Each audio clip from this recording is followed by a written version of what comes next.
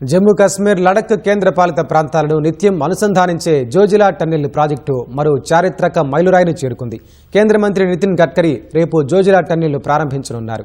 13.153 కిలోమీటర్ల పొడవైన ఈ టన్నెల్ ప్రపంచంలోనే అత్యంత ఎత్తులో నిర్మితమవుతున్న సింగిల్ ట్యూబ్ ద్విముఖ రహదారి సొరంగంగా గుర్తింపు పొందింది.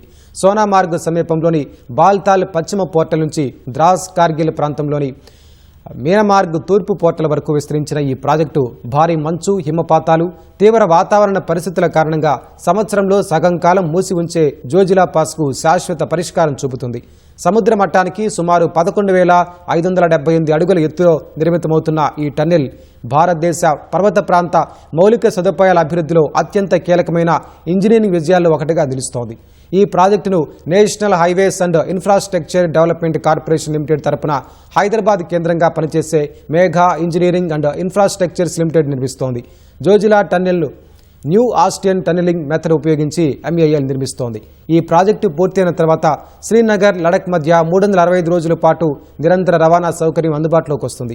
ఈ టన్నెల్ ప్రాంతీయ ఆర్థిక అభివృద్ధి, పర్యాటక రంగ ప్రోత్సాహం, వాణిజ్య కార్యకలాపాల విస్తరణకు దోహదపడమే కాకుండా దేశ భద్రత పరంగా అత్యంత కీలకమైన మౌలిక సదుపాయంగా జోజిలా టన్నెల్ నిలుస్తోంది.